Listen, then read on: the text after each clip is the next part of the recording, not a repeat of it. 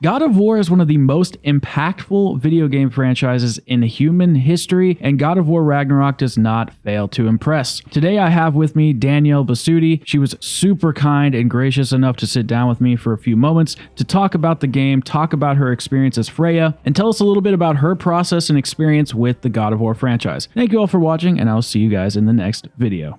Yeah, and it's no wonder that people really adhere themselves to the character and the story, because you're living with us for a long time. You are. And that's actually, I think that is kind of a good place to kind of jump in, is like, Okay. when I'm just like walking around as whichever character, there's this like constant dialogue happening between, and it's so natural and it's so, I can't even explain it. It just feels like I'm Kratos or I'm Atreus or whoever. And how do you guys like record that? How do you guys build that environment to make it seem so real? Because that's not a cutscene. That's not motion capture. Yeah, exactly.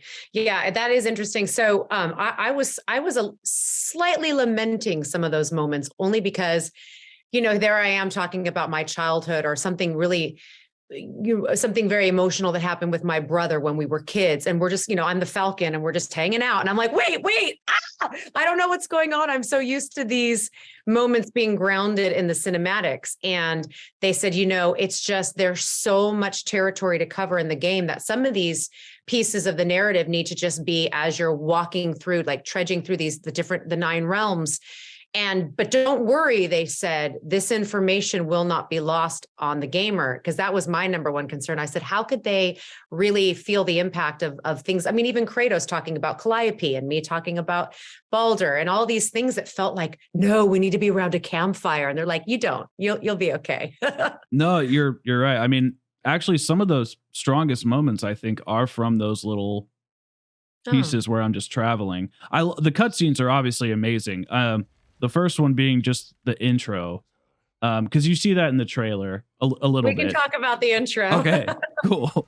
All of a sudden, you just fly out of nowhere, and I like kind of forgot about what happened in the last game. I watched a recap, but like I forgot about how impactful that was. I saw the like pain in your eyes that they created digitally through motion capture, and I was just wondering if you could walk us through that scene just a little bit, just to talk about, like you said, that anger to forgiveness and what that was like. Yeah, that was one of the first scenes that we did in the volume. So the volume is, as you probably know, it's a white room, Yeah. and there's 360 cameras, and then we're in the full performance capture suit. We got the camera in our face.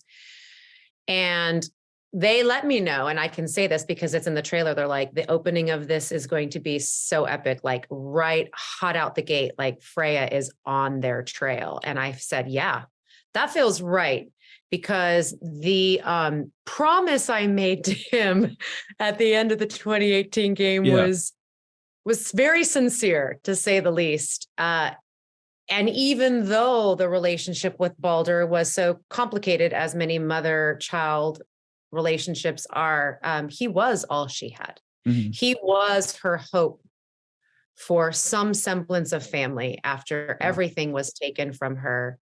And we know this because we talked about it in the other game, from Odin, from getting her wings taken, her crown. It wasn't even really about the wings and the crown. It was, she created this family, right, to broker a peace between the Vanir and the Aesir. And she took a big risk, and everybody kind of turned their back on her. It's like, she took the risk and everyone was like, yeah, make it happen. And then when it didn't happen, it's like, oh, we don't really want to associate with you anymore. And so Freya's had to contend for 180 years with a lot of feelings of betrayal.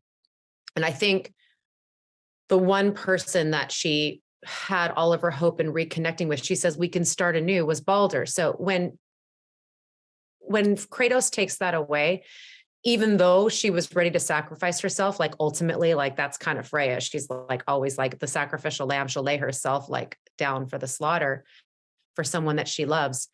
It was her choice that was taken away. Kratos took away her choice. So to answer your question in a roundabout way, when I make that promise in the last game, and it's all out there, and I challenge him, you'll never change. I know enough. Does he? And now I'm calling to task Kratos to finally become honest about himself. And then you see that moment where Freya's carrying dead Balder in her arms and walking away. Yeah. She was at the ready. That she didn't need time to figure out what her next step was going to be. It was to fulfill her promise. It was all about vengeance. And it was like eye for an eye in that moment. Mm-hmm. She couldn't see anything else but the color red. And when we shot it, I felt like such a duty and responsibility for Freya for playing this role for many reasons, but specifically that I needed Kratos to understand how deep seated that pain was, and that he took something from me, and so now I was going to take something from him. And I almost lost my voice with that last Kratos yell.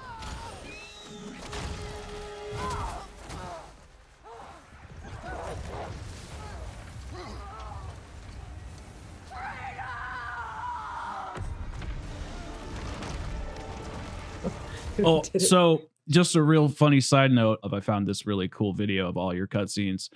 And is it up? I haven't seen it yet. Yeah, it's on it has every cutscene from Ragnarok, all of your stuff compiled into one. They love the voice acting. There's a lot of timestamps just talking about their favorite scenes. And somebody wrote, it's like the top comment, props to Danielle for that scream. It expresses all the pain of for the death of her son and the perceived portrayal of Kratos' hatred and anger, and most importantly, a thirst for revenge. And you just encapsulated it, and so did that comment. So I just thought you should hear that. Oh, yeah, you bring tears to my eyes. Yeah, it was a special day on the stages, and Chris has become, Chris and Sonny are two of my loves, and Chris has become, one of my best friends over these years. And so there's a real trust there. Like I told him, I said, you let me know if I'm going too far, because I have a lot to give right now. Yeah. And he can see it in my eyes. Everything from jumping on the box to the sword, and then just that last moment of Kratos. And that's such a sweet thing. Thank you for reading that to me. I mean, honestly, everybody had such a reverence when we'd come together and do these scenes that it wasn't hard to just bare my soul and know that I was doing it in a safe space where I could just really go there. Yeah. I was going to ask how that, like, I don't know what the right word is, the working conditions, the environment that they create so you can be vulnerable, because you don't have, you have some props, you have a sword, and I know you said you got on the box, but it's probably not too dissimilar from like a Marvel movie where they're in the green screen room doing all their weird movements I don't know if you've seen those videos where they're doing green screen work without the effects around them and they look so silly. Yeah.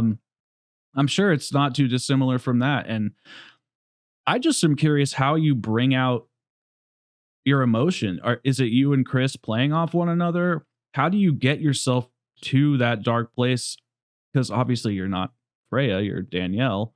So how do you bring that out? I know you're a professional actress, and I'm not discounting your talents here. But how do you get there? Yeah, it's a good question. It's just all the years of training, and also just in being an empath in my own life, just being kind of witchy in some ways, meaning like I've always trusted my intuition. I've always felt people's pain. I think two of my best girlfriends in high school, the three of us would call ourselves emotions cubed, because we would just always be weepy. Like in choir, we'd have a choir concert and we'd be weepy, it just, so I'm a sensitive being, and I care deeply about the game. I care deeply about the integrity of Freya. And, I'm a theater trained actress. So once I'm in the world, once you're creating the space, and I think this is a testament to having had a training in the theater, is that you could put me in, it's black box theater, right? You could put somebody in a black box. That's a good point. With two like stools, you don't even need a prop, and you are living, the environment, you see it, you smell it, you feel it on your skin. And so, Chris, I always say, he makes fun of me. He used to call me Master Thespian, because he go, you and your thespian ways. But no, he of course, we have mutual respect for one another's process and the craft that we bring. And so it wasn't hard. None of it feels like an effort. And I will say that I have worked a lot. I've been on movie sets, television sets, theater, and now a handful of games, this environment is one of the healthiest, most supportive, loving environments. And I'm not just saying it because sometimes you have to say it. You're like, Yeah. it was great. No, everyone was really, really nice. And on the inside, you're like dying Yeah, from you're like, burning and alive. Yeah. yeah, because you know you're so out of integrity, but like you just don't want to be fired. Yeah, of course. This is, I love these people. Oh my God.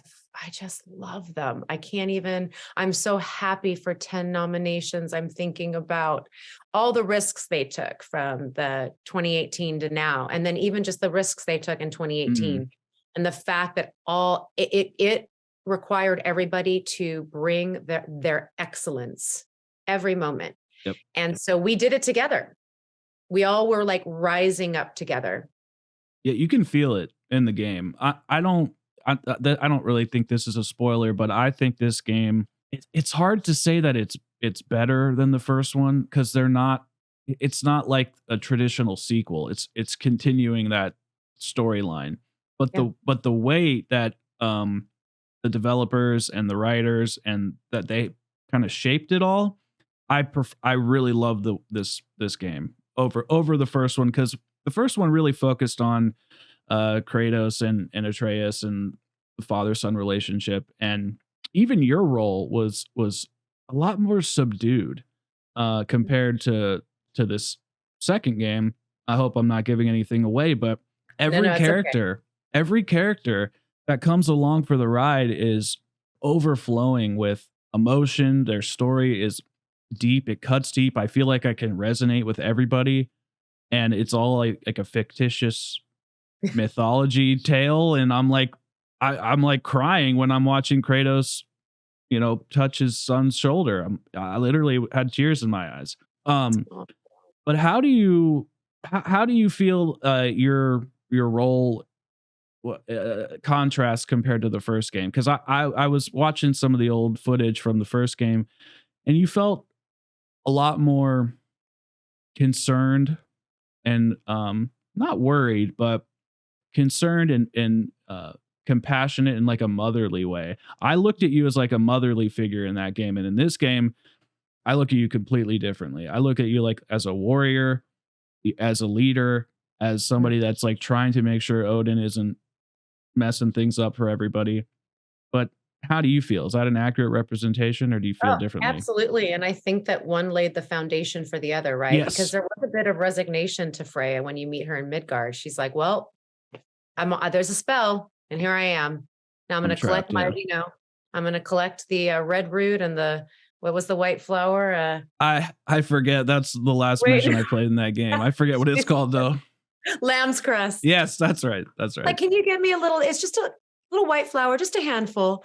I Yeah, like that she starts giving the god of war orders to pick flowers. exactly. But you're right. She cannot be bothered in the first game at first. But what hooks her in is that mother instinct for Yeah. Atreus, right? And then he gets sick. And then it's like, I'm thinking about all the missed opportunities I had with my son and all the hope that I have to make things right, that I get to play out in this new semblance of a family, right? Yeah. And I think there's even that line in the new game where it's like saying goodbye to the family that I always wanted, but now having the appreciation for this chosen family that has been, sort of cobbled together throughout all of these insane, transformative experiences that these characters go through. And I think that she has such a gratitude for that. But she has to get there because at first, she wants to kill him. So the first game, it's resignation, and then the mother instinct kicks in, right? And then I think she starts to sort of remember she's a goddess, right? Yes. She's this. Yeah. She's not the witch of the woods, but she's a witch of the woods. But this is like, it's almost like when you look in the mirror and you're like, I don't recognize you anymore. Who have I become? Yeah. Who have I become? Who is this woman? I used to be goddess of all things.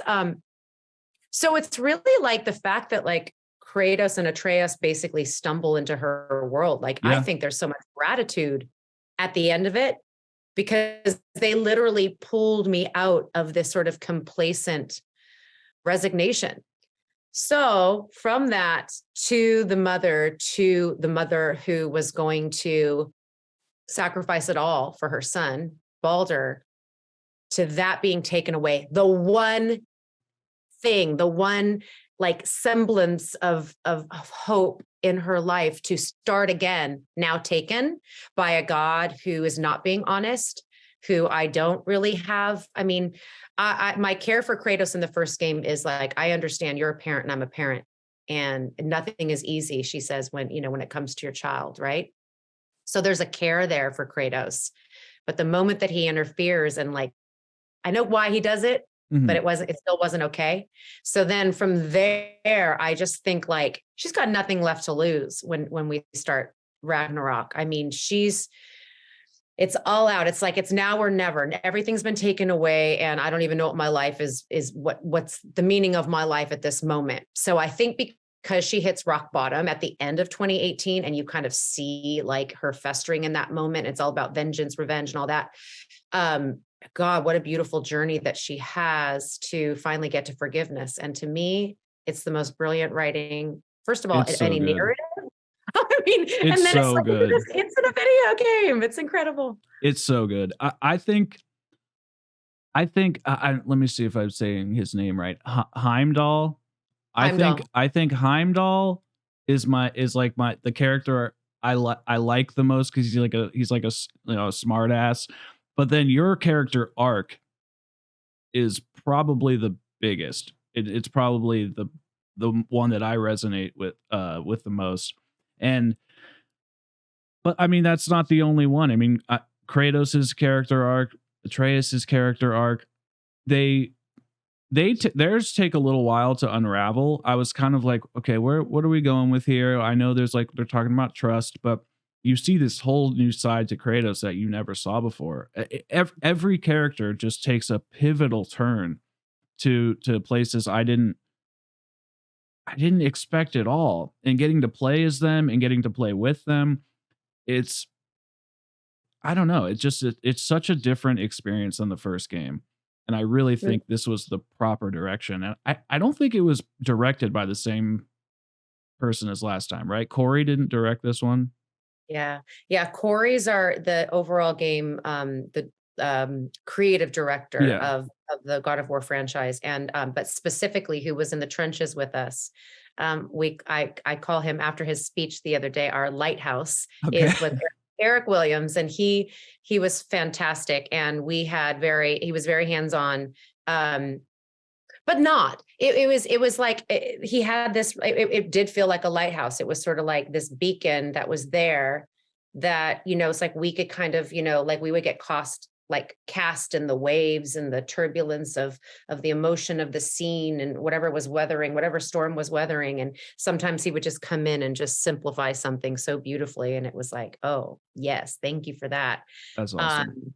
And also we got to work, I have to mention Matt Sophos, who is the head writer at Sony Santa Monica Studios, and who's knows these characters inside and out, and Rich Gobert, who also is one of the head writers. They're a phenomenal team. And so we did a lot of this during COVID. So there were only a certain amount of people able to be on the stages. That's So we had crazy. Matt. Oh, it was crazy. We had Matt, we had Eric, but then Rich couldn't be there, sadly, because there were, you know, so he was like the voice of God, because they would have him like on the loudspeaker every now and then. And I mean, everybody cared so much, you know, about what we were bringing. So it was such a collaboration. I hope I answered your question. No, I just want to have a conversation with you about Yeah. this. I was thinking when I was kind of I wrote down some stuff, and I was just thinking like, do I want to just sit here and like throw questions at you? And I was like, I just kind of want to hear what you think and feel about this whole thing, because this game is so big. It's not something that I feel like I could condense in like 10 questions and get a 2-minute response for each one. I just I'll yeah. speak to that, because you talk about how it's just like exponentially grew, right? And then all of a sudden we have Thor and Thor's family and all the trauma and Oh that, yeah. you know, that family there, which is so incredible, right? Like the true Norse pantheon, you know, getting a slice of what went down, you know, in their family lineage. Oh man, the gods, man, we really screw up, don't we? Oh, God, all these dysfunctional relationships, but of course that humanizes these characters, and that's why Mhm. you see yourself. We're all a child or a child and a parent, and so we know the complexities that happen in the formative years and in these childhood households. And so I remembered at one point when I knew that they were going to continue, right? Because it was definitely a cliffhanger at the end of 2018. Oh, yeah. And Corey had mentioned, yeah, the world's gonna get bigger. And he's like, imagine, I hope I'm not saying something he hasn't already said in an interview, but he said, imagine a Marvel universe Yeah. within the God of War pantheon, right? Whether, obviously he went through the Greek pantheon and now he's in the Norse world. And he goes, now just imagine that opening up. I mean, think about what happened to Sindri. Look at Sindri's arc, That's such a good point. Yep. Mimir, we got great backstory on Mimir and like some of his love experiences. And then we get to understand how he was involved with the brokering of the marriage between me and Odin. And just like all these people are fated and connected. But the most important thing that I love about this game, the most important message, I think, of course, is forgiveness. Of course, when Kratos says we must be better, we have choosing a different path, we must be Mhm. better. It was the only way that Kratos and Freya could get there on the other side of feeling victimized and angry and hurt and vengeful and all that, was to take responsibility for their choices. Yeah. What you That's the guys most So, it's no, go powerful. ahead, go ahead, go ahead. No, I was gonna say that's the most powerful lesson, I think. Yeah, it is. And you guys talk man, I have so many notes, and I try to take notes during every level, and when, I don't know how to say the realm, the one where your brother is in, In Vanaheim. Vanaheim, okay. With Freyr, yeah. I mean, and think about that backstory with Freyr, and he left me and Well, that's where you and Kratos, you know, not to be, to create a pun here, but you guys bury the hatchet. It's like Yeah. that whole scene, that whole scene, I'm just climbing around listening to you guys talk, and he's bringing up his past about his this whole previous life that I didn't even really know existed, and how to handle that. And I like felt your demeanor change as a character. There was like one pivotal moment when he was talking about the loss of, I might have to bleep this part out, but Yeah. and then you're like, oh, I I I didn't didn't know. understand. I didn't Yeah. know. And that's when I knew, okay, she's bleep this out again. And then just I kind of want to touch on this a little bit, about the filming process again. This is just for my personal curiosity. For that Sure. whole boss fight that comes up after that, how do you film something like that? Like the voice acting part, how do you, because the character, or sorry, the player is going to do so much. Like you don't know what moves I'm going to hit. You don't know how many times I'm going to fail. And I know there's a lot of programming and stuff that goes into it, but how many lines do you have to say? How many takes do you have to do? How do you act the whole thing? That was one of the most beautiful. That wasn't a fight. That was a ballet. That was a dance. And that's how I look at every battle in this game. I'm like, this is a cinematic, like orchestral ballet. That's how I feel. And I just want to know Yeah. what the process was like, if you can share anything. That's a beautiful way of looking at it. It is sort of a dance, isn't it? Even when we're fighting, like you look at boxers and they're sort of dancing with each other in a way. Exactly. And these characters are intertwining and they are doing a dance. It's like so a lot of so there's all of the cut scenes, the cinematics are all on the stages. Okay. And then you have a lot of the walking and talking and you get to hear backstory. And for the fight scenes, we will sometimes start them or there'll be some of the motions that you might do on the stages, but because they have scanned our entire body and our movements, they're able to create Okay. like shape shifting into a falcon and then back into Freya and like jump, landing square on a sled. But then that was me. I like would approach the box and hop on it so you could kind of see my body settle Yeah, in, exactly. and then I'm able to come around Chris and, with the, my wooden sword, and and I'm right in there. So yeah, it's all of our emotion. It's all of our voice. It's all of our body. But of course, when Thor hits them with the hammer and they're flying, which by the way was a glorious moment. No, it was and so good. I love the way Ryan Hurst played him so cavalier. Devil may care. It's hysterical. Yeah. Loved his performance. Yeah. So then of course they go into their own animation. And I mean the fight scenes are so incredible. The gameplay was what I was looking for, are absolutely insane how talented they are to put together what they do. And these boss fights are so epic. And I know that that's a really important piece of this, right? Because, there's a little bit of that criticism of like, hey, is this a movie or a video game? Well, guess what? It's both. Yeah, And it how feels like enjoyable. that. Yeah. And I think it's so much more enjoyable. Like, think about if you're just kind of like fighting, you're shooting somebody up, but it's like when you have an emotional reaction to this person and you want to hurt them because they hurt you. Like, isn't that a little bit more enjoyable when you're wanting to chop their head off? It is. The narrative element is super important. And I've tried the Spider-Man game. I've obviously played the first God of War. I've played a lot of the Sony exclusives. They do the best job with this whole movie video game, but this is by far the best one. And I'm not saying that because you're here. I was literally talking to somebody earlier today. I'm like, I have never played.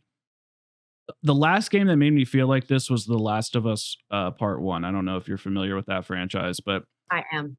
That first game, however long ago it was, I was living in LA at the time. I played through it and I was like, I didn't know games could do this.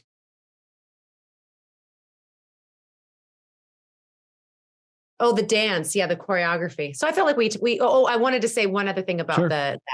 So you were talking to me about the choreography and how will the character know how to defend themselves per whatever move Kratos does, right? And so obviously that's a huge testament to the animators that do the gameplay. But our responsibility as the actor is literally, it felt like an infinite script of, to your left, Kratos, raiders on your right, behind you, Kratos, dragon up, dragon behind your back. And I was like, I thought I was in hell. I really did. That sounds like hell.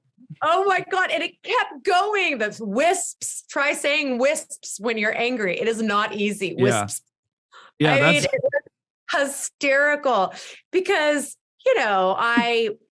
obviously Freya, she became like the general, like the second in command. And then she was, laying out the orders, and there she is at the table with all the boys. Right. And she's right up there in Sindri's house. And here's how we're going in. And so it was incredible to see that they allowed Freya's arc to demonstrate the general, the leader of the Vanguard, very much her masculine side, which is a lovely thing.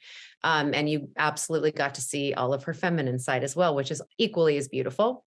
And so, but as far as my instrument, like I'm a singer and I'm a little bit more, I don't know if I'd love to do Call of Duty. I'm not saying I would never want to. In fact, I was actually up for a role once in Call of Duty and it did not go my way, which would have been pretty cool. But yeah, those barking orders that can really be wearing and taxing on these little things we call vocal cords. So that was the hardest part of this game. The crying, the being in the moment, all that is a slice of heaven compared to having to do those scripts. Yeah, I bet you those scripts are thousands of pages long. Yeah. It has to be. It has to be. Because I know a lot about Call of Duty, and I know some of the like zombie maps are the scripts are a few hundred pages. And that's just for one level or one thing. Yeah. So that's insane. I was actually wanting to know how did you get involved with this franchise? Like, because Danny was telling me that I know you said on the phone that you grew up kind of playing video games and stuff, but he was saying like it was just not in your wheelhouse, not your wheelhouse. What's the word? Like it wasn't your, you weren't really expecting it to be as big as it was. And it was just I don't know. This is a monumental piece of history, in my opinion. It is. It is. I saw the other day they were calling it the game of a generation. Oh, yeah. It feels like a movement, doesn't it? Because thank God this sequel was able to expand and open up and go deeper in all facets, literally elevating itself, because it would have been a crying shame if the legacy of God of War died if it died Yeah. on That would have been a bummer. in the sequel, that would have been a real shame, crying shame for everything, all the groundwork that we laid in the last game. So the only thing I can tell you is God led me, not God of War, but the big God, because I had no idea. My managers at the time said, how would you like to be? Have you ever thought about being in a video game, like an interactive game? And I was like, but what do you mean? Like voiceover? And they said, well, no more than that, because it's performance capture. So you'll wear the mocap suit. And the first image that came to mind was Avatar. And then shortly thereafter was like Gollum, right? Because we've all seen those like creepy photos of the actor, Yep. he's so amazing. And I was like, oh, I said, that could be fun and weird. Let's do it. So I got the audition sides, and it basically just felt like a Shakespearean great It soliloquy of some does. Yeah. Lady Macbeth energy, some queen or some fallen, her people taken away and the sacrifice. And I was like, oh, okay, so I'm back in theater school. Let's just pull this out of my hat, my bag of tricks. And the words were beautiful. And it was like prose, it was like poetry. Yeah. So I just came in and did what I would do in any audition. And it brought that, I think I brought some of that regal presence that I tend to play a lot of these kind of witchy or magical empress goddess type characters that I've been playing for a while. And Corey said within the first 30 seconds, he knew. He said, God damn, there she is. It's so funny you say that. I hear that a lot from directors or producers when they're casting. Like, think of like Breaking Bad. They saw oh my gosh, I'm blanking on his name, but the character that the actor that plays Walter White, and White. Bryan Cranston. There you go. And they just knew he was the right fit, and that's just so magical. And I'm not saying this to in a jealous way, but I've never been part of anything like that before, and that's just, I hope to one day be part of it, what not necessarily in entertainment, but just in some experience in my life where I am connecting with people in such a way, and a lot of people, not just a couple, and you're building something beautiful. And I would even go further to say that the God of War isn't just the game of a generation. When we look back in 50 years, 100 years, this will be in like the top 5 games that like defined the whole gaming like entertainment industry. You could have Call of Duty, Grand Theft Auto. I know a lot of people love that game. And then you'll have the cinematic elements of video games, and God of War will be there. And what does that feel like to be a part of something that magical? Just absolutely blessed, and just an overwhelming sense of gratitude, and also just the sense of like magic, like you said, because you can't plan for that. No. You prepare your craft, you do your work, and one day you walk in, and every actor's dream is for the director to know in the first 30 seconds that you're the one, because it's my job to walk into every audition thinking I'm the one, and I do every single time. I'm like, no, this is mine. You have to, because how do you embody a character only like halfway? So that really got me in the feels when Corey shared that story with me, that he knew right away. And it just feels like, I mean, it's joy, it's gratitude, it's a sense of pride isn't the word. It's like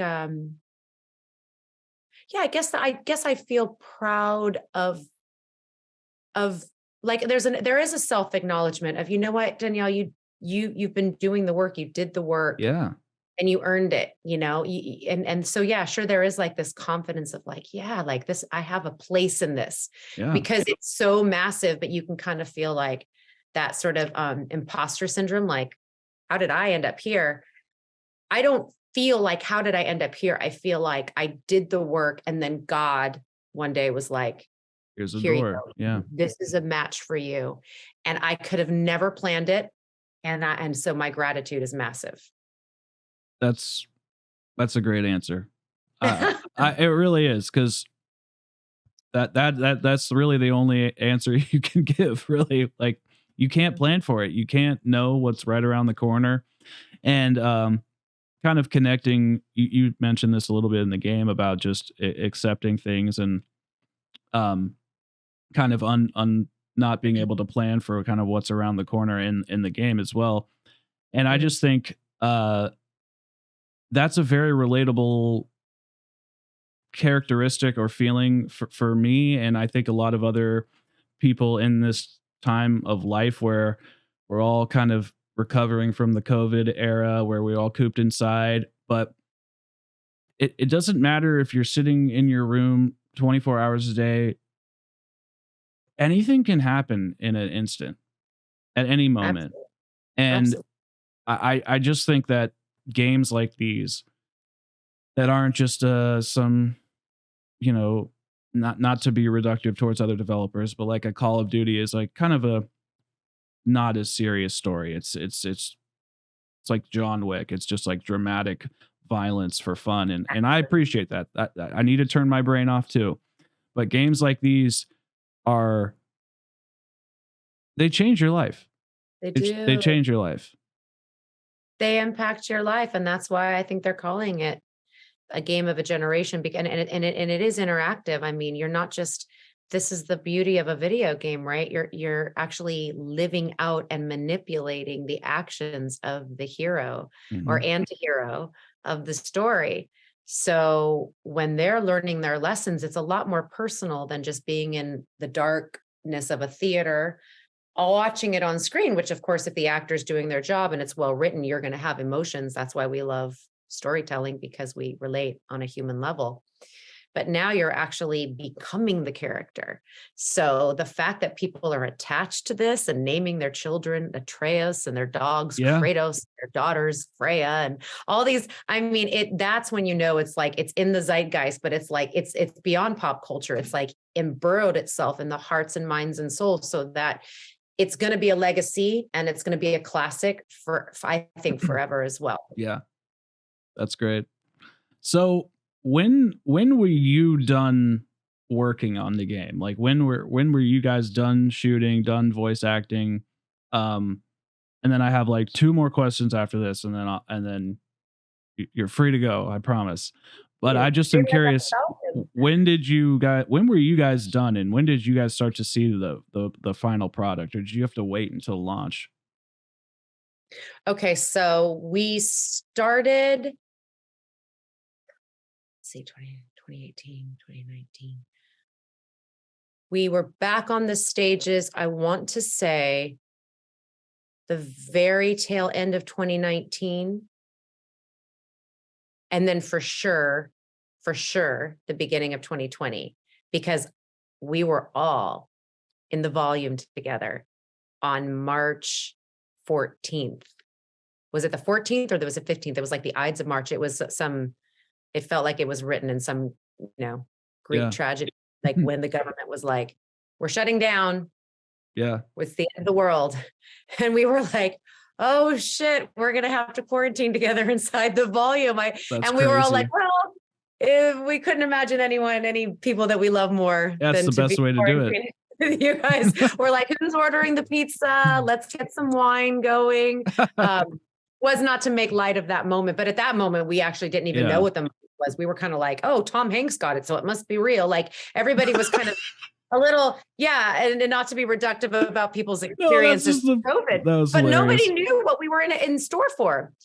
And then, of course, we understood the severity. It escalated to like a major code red, and Yeah. it was like, oh shit. So then we didn't even know when we'd see each other again. It got put on ice, And then eventually they had their protocols, and we had to spit in little vials every day, but to make sure that we were safe and we'd all come together. We had our masks and we had the Oh face no, shield. that's a Through lot. 20 It was a lot through 2020 and through 2021. And then toward the tail end, I'm trying to remember if ever we had the masks off. It might have been when we were just finally wrapping things up, Yeah, but maybe not. I don't want Sony to be upset because their protocol was very rigorous, I bet it and was. it was important because it kept us all healthy. There were we had very little issues and bumps in the road, but people got COVID, and we lived through it, God willing, and God bless all of us, because not everybody did. And when we say the last 2 years have been a complete trauma and travesty in so many lives, and all of us, we went through that together. So maybe even more so, this game feels like old friends coming back together, old family members that you've missed. Now we're all back together. But yeah, so the very final piece, the final day on the stage is always my saddest day. Oh, I keep bumping into this big lantern. My set dressing. Stop it. The last day on stages was earlier this year. Oh wow. And they had a fun little wrap party that night. And then we did, wait a minute, or was it last year at the end of the year? It's all kind of blends together. It was either earlier this year or the very end of last year. And then we did a ton of VO. Yeah, you do that at the end. Okay. The VO was all at the end. And that was when I started to freak out. I was like, no, we need to go back in the stages. There's too much important information. And they're like, don't worry, Danielle. It's not going to go over their heads. It's going to land, and you have to trust it. I was like, I was not happy at first. I was nervous. I wasn't angry. I was just like, are you sure? They're like, you have to trust it. I was like, okay, guys. And of course they're always right. And we wrapped that up about beginning of summer. Was it May? Wow, that is crazy. They got all that done from summer to like last week. I mean, and throughout the process, they're putting things together, and that's just wild, though.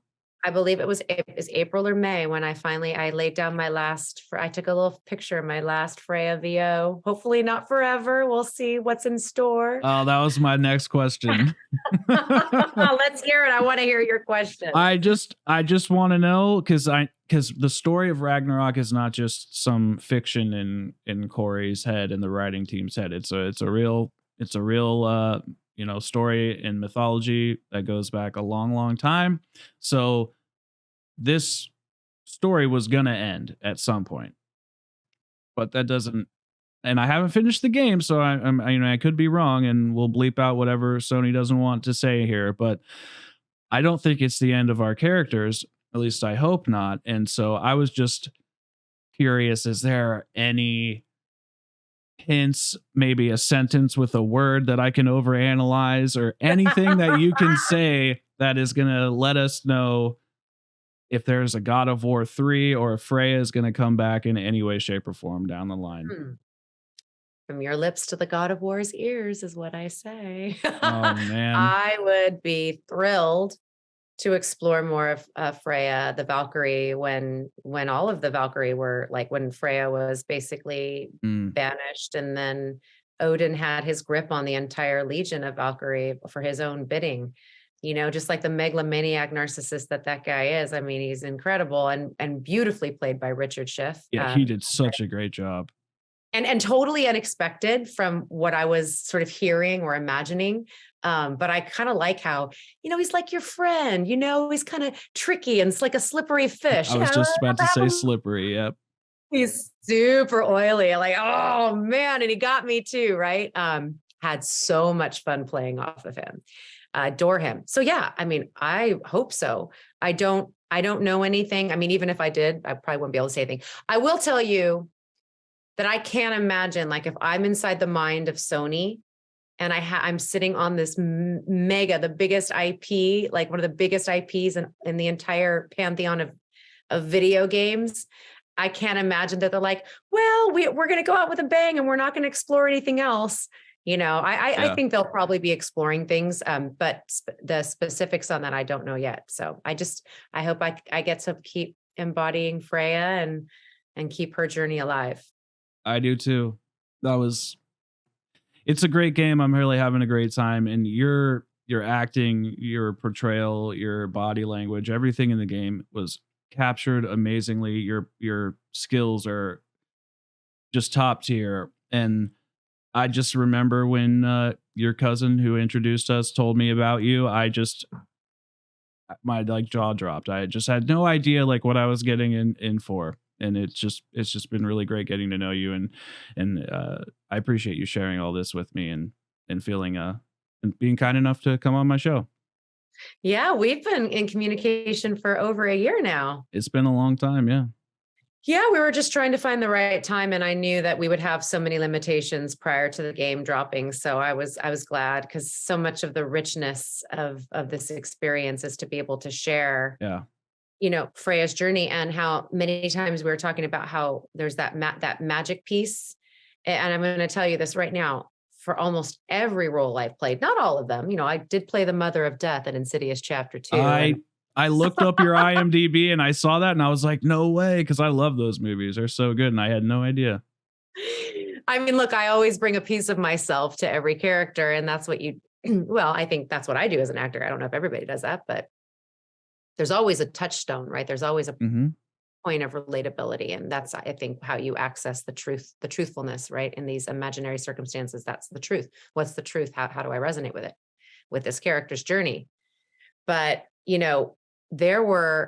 I cannot believe the symmetry between me and Freya in many facets of my life, from 2014 when I started to now. Wow, it's been almost 10 years. Yeah, it's been this incredible mirror, and there's lots of story points for Freya that I have not experienced yet in my life, but her going from, I think, from this sort of, I've experienced in my life this metamorphosis, I will tell you, this like transformation. And the only way that I was able to do it was when I started to take real personal responsibility for outcomes. And I could no longer be victimized, or I could no longer, being sad or being hurt, that's all human, right? So we're not taking that away from the experience, but it's like, okay, so how was I involved in co-creating that? Like, what choices did I make? Can I really take an honest look at that? And there's a lot of acceptance and a lot of forgiveness. And then you kind of come out the other side and you liberate yourself. So there's a real sovereignty that happens, right? And I think what people are appreciating about Freya and about the writing and what they gave me to play was the full spectrum. So I think that's why she's such a satisfying character. Yeah. She's got this full spectrum. And at the end of it, when she has that moment where she realizes that vengeance, I don't need it to be whole. I don't need what I thought I did, because I have it now and it resides in me and no one can take it away. It's really beautiful, the sovereignty of that. Right. Yeah. And what a perfect metaphor of those roots, right? Being Freya's emotional entanglement, I guess would be the correct word. And just watching you rip it apart and the tears pouring out of your face. There's just so much beauty in this game. There's so many great scenes. And it's just great. That was a very powerful day on set. I got to, and again, that's right. Like, I got to just think about all those places in my life that I was ready to rip out, let go of. Like, no longer can you have authority and power in my life.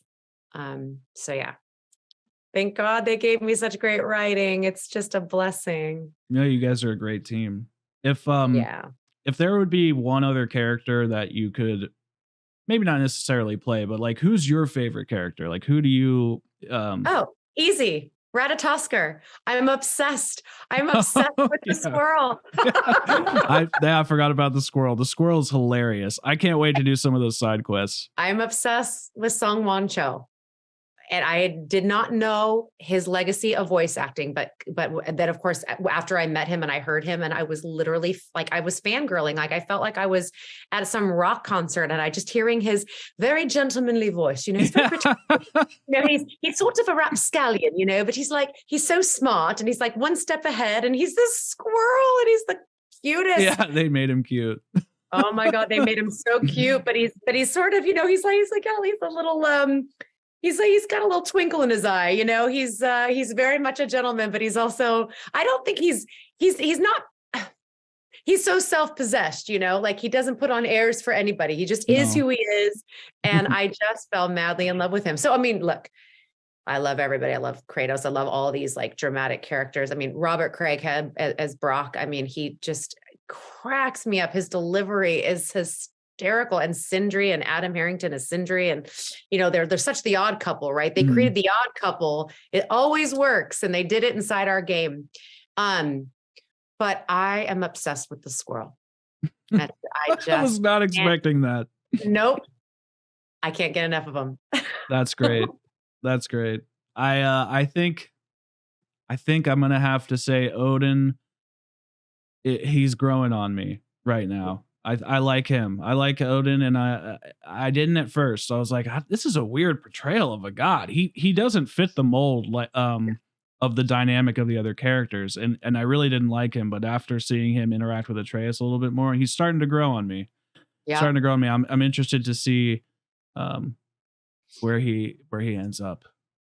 So yeah, he sort of subverts your expectations on exactly like maybe how you thought he might be thunderous and the All-Father. Yes, exactly. But, you have such a booming presence with Thor, with Ryan Hurst and with obviously with Christopher Judge, and and so it was kind of interesting to play him just sort of like I don't know, like some sort of like CEO or something, like kind of like just come have a drink with me, we'll talk. And it's a kind of a salesman, like it's just really interesting.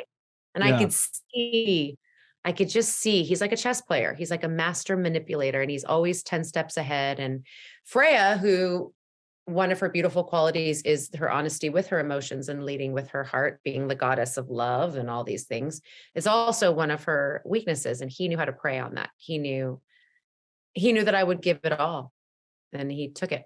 Yeah. I made a choice to be there. And that is when she realizes how to emancipate herself. Yeah. No, that's great. Yeah, it's just such an interesting dynamic of characters. Thor, I mean, I was thinking Thor was going to be more in the game. I was kind of sad when his presence wasn't as I don't know, present, I guess. But I just love the dynamic everybody has brought to the table. Angra Boda, I don't know if I'm saying Angra Boda. Yeah, lovely actress. She so lovely. Was so delightful, that whole subsequence. There's so much good in this game, and I just hope everybody has a chance to play it. And I just really appreciate you taking time to talk with me about it. And I think I asked all my questions, my silly questions, and yeah. There's another thing. Sorry, one more thing. I just thought you should hear this. This is another compliment I found on Reddit. Oh wow, Reddit! That's awesome. Thanks. This has almost 1,000 upvotes. You're at 714, and it says Freya's voice acting is top fucking tier. All the cast does an extremely well job, but I don't feel like people talk about her. The range of emotion that Danielle brings is absolutely insane. And so I think that's a great way to end our segment here. And I just really appreciate you taking the time. You do such good work. It's really an honor to talk with somebody who works in the AAA, like high production space, because I've never met anybody in this field before, and to just be able to say thank you for all your hard work and for everything that you've done and all of your training over the years that has led up to me being able to be entertained in my little room and in my sweatpants. I just I don't take that for granted, and I just wanted to say thank you. Oh, wow. That is so kind. Thank you. Yeah, it is. It is a journey it's a journey of all those years and all the no's that led to the yeses and sticking with it. And yeah, just to get to a place where you can really infuse every aspect of yourself in something so meaningful. And thank you for sharing that. I would love to get a copy of that little Reddit clip. Yeah, That I'll send is it to so you. kind. I'm so confused by Reddit. I've tried to do a room and I'm so not technical. I was like, hello, is anyone hear me? But maybe I'll get on there one time and interface with people and just say hello and thank them for that kind words. All right, Danielle. Well, I will hopefully talk to you soon. And thank you, and I'll see you around. All right, see you around. Thank you for your love of the game. Thank you. Bye now.